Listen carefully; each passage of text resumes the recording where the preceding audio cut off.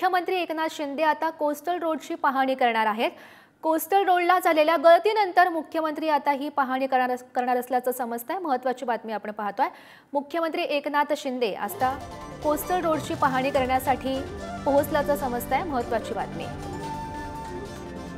तर कोस्टल रोडला झालेल्या गळतीनंतर मुख्यमंत्री आता ही पाहणी करणार आहेत। महत्त्वाची आणि मोठी बातमी आपण पाहतोय। तर कोस्टल रोडला गळती झालेली होती, त्यानंतर अनेक प्रश्न सुद्धा उपस्थित करण्यात आलेले होते आणि मुख्यमंत्री एकनाथ शिंदे यांच्याकडून या कोस्टल रोडची पाहणी करण्यात येईल। महत्त्वाची बातमी आपण पाहतोय आणि त्या संदर्भातली आपण ही दृश्य सुद्धा पाहू शकतोय। अगदी थोड्याच वेळात कोस्टल रोडची मुख्यमंत्री एकनाथ शिंदे यांच्याकडून पाहणी करण्यात येईल।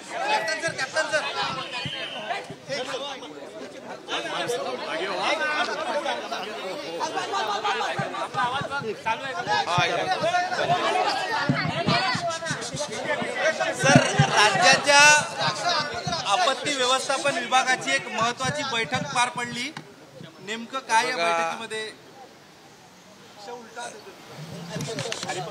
राज्याच्या आपत्ती व्यवस्थापनाची बैठक आज होती। अतिशय महत्त्वाची बैठक।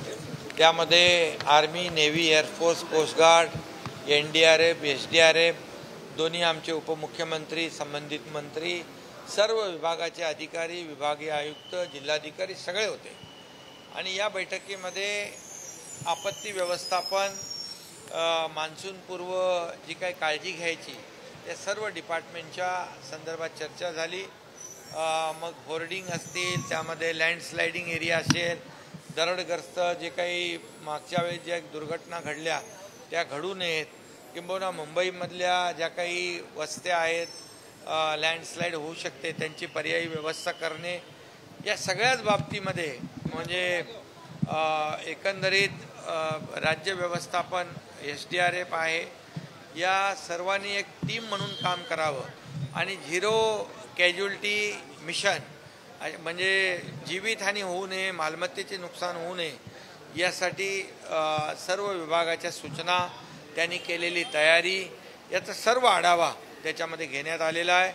जे पावसाळ्यामध्ये ज्या गावांचा संपर्क तुटतो त्या गावामध्ये औषध, त्याच्यामध्ये त्यांना जो काही पुरेसा अन्नधान्याचा साठा, या सगळ्यावर चर्चा झाली। त्याचबरोबर कर्नाटक, तेलंगणा, मध्य प्रदेश म्हणजे तिकडून देखील जे पाणी येतं त्या संदर्भात देखील कोऑर्डिनेशन आणि कम्युनिकेशन ठेवण्यासंदर्भात चर्चा झाली।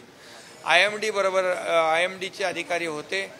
एखादा अलर्ट आला तर तो सगळ्यांना त्याच्यामध्ये सूचना अगोदर मिळणं आणि त्यांच्यामध्ये जनजागृती करणं या संदर्भात देखील, जेणेकरून लोकांना या येणाऱ्या संकटाची माहिती देणं या संदर्भात सगळी एकंदरीत चर्चा होऊन या पावसाळ्यामध्ये, यावेळेस पाऊस भरपूर आहे, सुदैवाने चांगला पाऊस आहे आणि या पावसाची जी काही तयारी आहे, मग रस्त्यावरचे खड्डे असतील,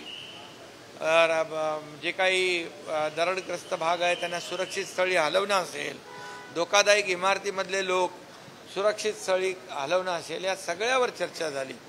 साथीचे आजार असतील त्याच्यावर चर्चा झाली आणि एकंदर आज 3 विषयावर चर्चा झाली। एकीकडे आपण जिकडे काही जिल्ह्यामध्ये दुष्काळ आहे, मराठवाड्यामध्ये, तिथे पिण्याच्या टँकरचा विषय, चाऱ्याचा विषय, जनावरांच्या पिण्याच्या पाण्याचा विषय, यावर देखील चर्चा झाली। दुसरीकडे अवकाळी अतिवृष्टी, गारपीट याच्यावर देखील मदत आणि पंचनाम्याच्यावर चर्चा झाली।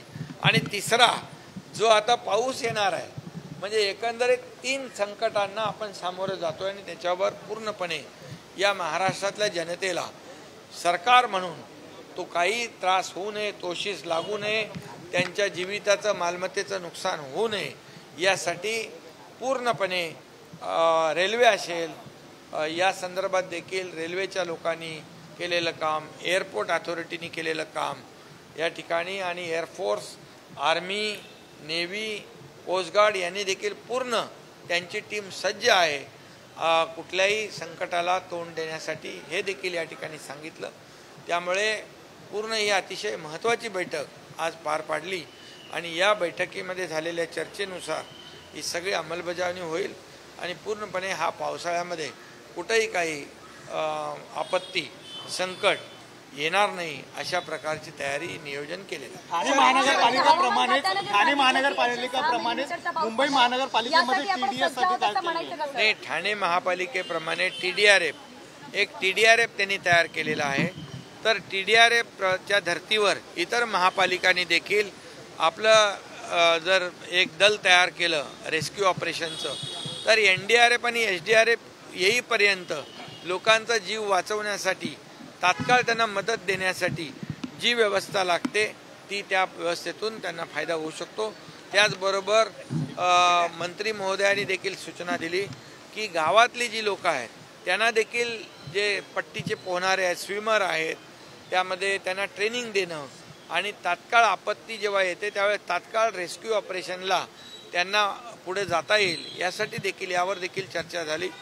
SDRFच्या टीम आपल्या वाढवणं त्यावर देखील चर्चा झाली. एकंदरीत चर्चा चांगली झाली, नियोजन चांगलं होईल. सर, कोस्टल रोडची पाहणी तुम्ही आता करताय. कोस्टल रोडची पाहणी केली जाते. कोस्टलच्या बाबतीमध्ये मी काल माहिती घेतली, महापालिका आयुक्तांशी बोललो.